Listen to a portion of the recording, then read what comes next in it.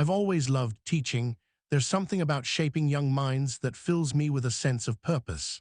My name is William, and I'm an English teacher in one of the most peaceful suburbs you could ever find. The kind where everyone knows each other, kids play safely in the streets until dusk, and the biggest worry is whose turn it is to bring in cookies for the PTA meeting. It's a routine I've grown to appreciate over my years here. Every morning, I'd walk down Elm Street, exchanging pleasantries with Mrs. Henderson about her roses or Mr. about last night's baseball game.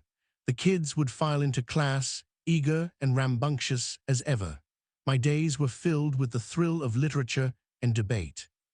But there was one person who stood out in this otherwise monotonous routine: Emma. She wasn't from around here, having moved in about 3 years ago after her husband's firm transferred him to a branch just outside our little town. Emma had started an artisanal coffee shop downtown that quickly became the heart of social life for many of us. Emma was different from the rest of us. She radiated confidence and ambition, traits I admired greatly but knew nothing about firsthand because she always kept them well hidden behind her welcoming smile. Despite our vastly different lives, we'd occasionally meet at community events or in passing around town. We never spoke much, but exchanged warm pleasantries whenever we did. It was a beautiful autumn day when the first ripple disturbed the otherwise placid surface of our quiet suburb. Emma's coffee shop had been targeted by burglars during the night.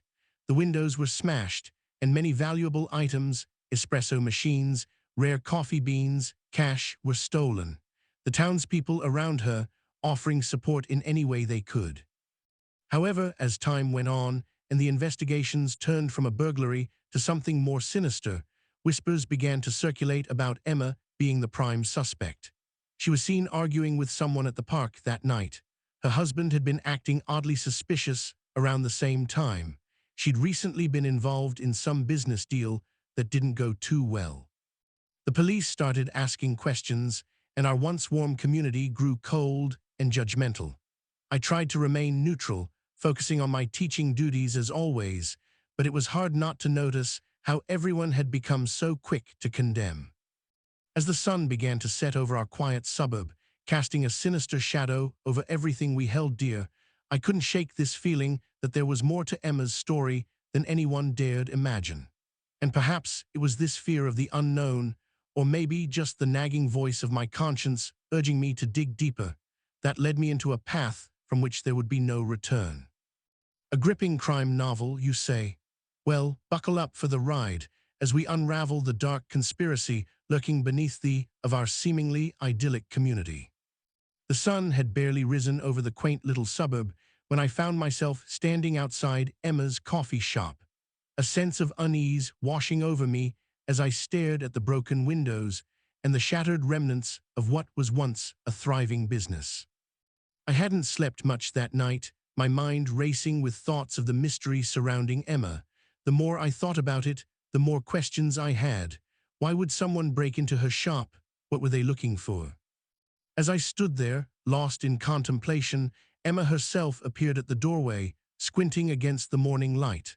Her eyes widened upon seeing me. "Will," she said, a hint of surprise lacing her voice, "what are you doing here?" I hesitated, unsure how to answer.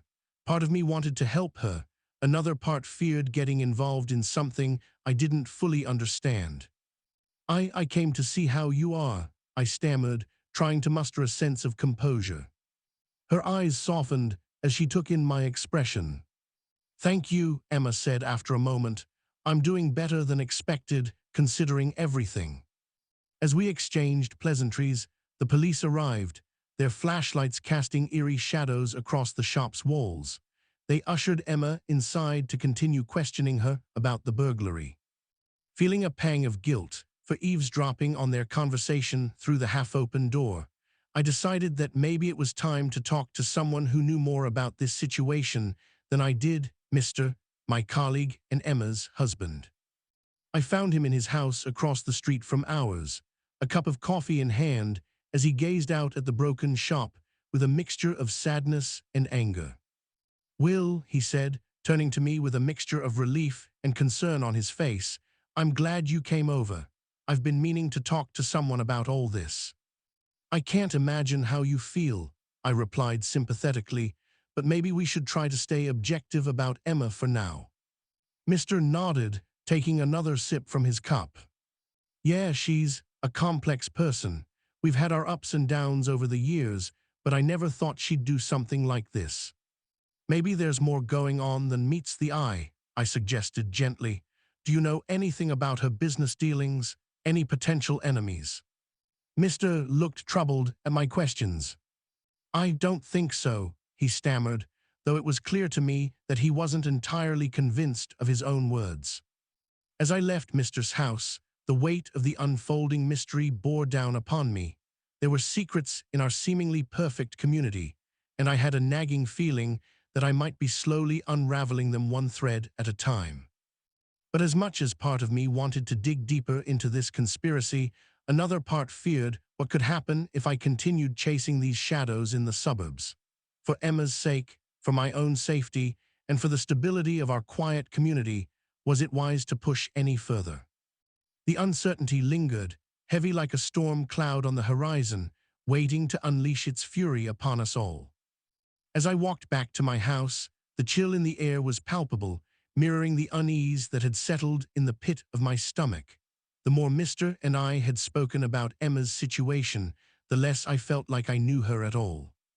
I tried to push these thoughts aside as I entered my classroom for the day's lessons, but it was no use. The weight of this mystery clung to me like a shroud, suffocating any attempt at normalcy.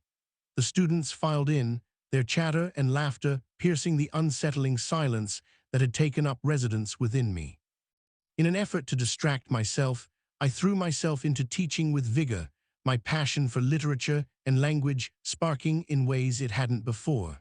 It was a welcome respite from the turmoil brewing outside these walls, but it couldn't last forever.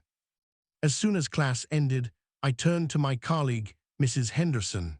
She had always been a source of wisdom and insight, her understanding of our community almost second to none. "Mrs. Henderson," I began hesitantly, "do you know anything about Emma's situation, any information that might help explain what's going on?" Her eyes clouded over with concern as she took in my expression. "Oh, Will, it seems like the whole town is talking about poor Emma. Some folks say they've seen strange men lurking around her shop at night. Others mention disputes with a former business partner gone sour. But you know how rumors spread, half of it might not even be true." I nodded, understanding that this was as much as she could share. As the sun dipped below the horizon, casting long shadows over our quiet suburb, I couldn't shake the feeling that time was running out for Emma. Despite the danger that lurked around every corner, something compelled me to push forward. Perhaps it was a sense of justice, or merely my own stubborn curiosity. Later that evening, as I strolled past Emma's now-darkened coffee shop, an idea began to form in my mind. There were still many unanswered questions about her situation. Maybe the key to unraveling this enigma lay hidden within those mysterious dealings Mr. had alluded to earlier. Without a moment's hesitation, I made up my mind. Tomorrow, I would pay Emma a visit after school and ask her directly about these matters, for her sake and for the sake of our entire community. As night fell upon our little suburb, a sense of foreboding settled over me. It felt as though we were all teetering on the edge of an unknown precipice, with one wrong step threatening to send everything crashing down into darkness. But I couldn't turn back now, not when there was still hope to uncover the truth and bring light to these hidden depths. The journey ahead would be fraught with uncertainty and peril, yet, as a teacher dedicated to shaping young minds, I knew that sometimes it took courage to confront the unknown and face the shadows in our own backyard. Tomorrow I would stand by Emma's side, and together we would brave whatever lay before us, come what may. The next day was a tense and restless one as I sat through classes, my mind consumed by thoughts of Emma's situation and the impending conversation we were about to have. I could feel the weight of responsibility settling upon me for her sake, for our community, and even for my own sense of justice. As the school day drew to a close, I made my way towards Emma's coffee shop, every step heavy with anticipation. Upon entering, I was greeted by the familiar scent of freshly ground coffee beans, a comforting reminder that beneath all this turmoil lay a thriving business and a resilient woman. Emma looked up from behind the counter as I approached, her eyes narrowing slightly as if to gauge my intentions. "Will," she said, wiping her hands on a towel before coming over, "what brings you here?" I hesitated for only a moment before diving into the depths of our shared mystery. "I think there's more going on than just a simple burglary. I know it's not my place to pry, but as someone who cares about this community and its people, I had to try to find out what was really happening." Emma studied me for a long moment before nodding slowly. "I suppose I knew you'd figure some things out eventually," she sighed, her voice laden with weariness.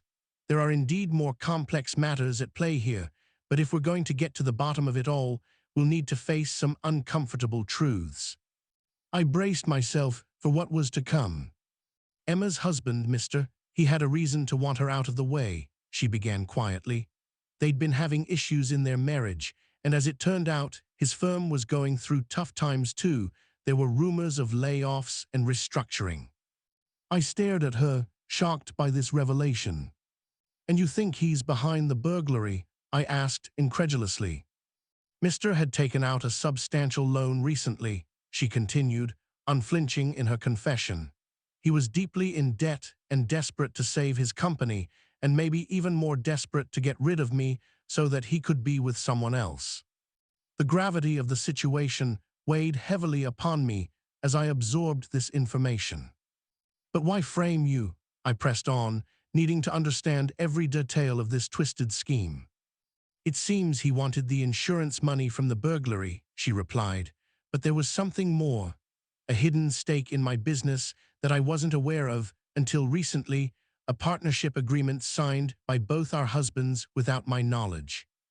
This revelation left me speechless, reeling with disbelief and anger at the deception we'd all been subjected to. As the truth sank deeper into my bones, it became clear what lay ahead. We were now entangled in an intricate web of secrets, lies, and deceit that threatened not only Emma's life, but also the very fabric of our community. "Will," she said after a long pause, her voice barely above a whisper, "I know this isn't easy for you to hear, but I need your help.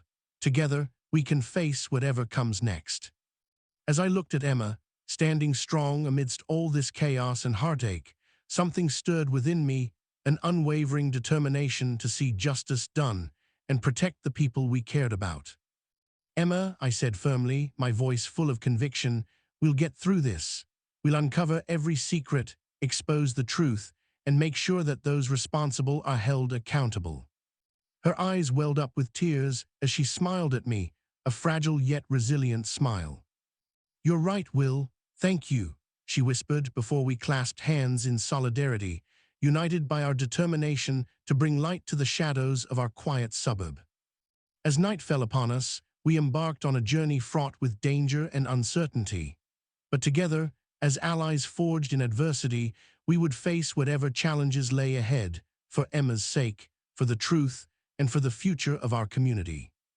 With resolute hearts and unwavering spirits, we stepped into the unknown, ready to battle against the darkness that threatened to consume everything we held dear.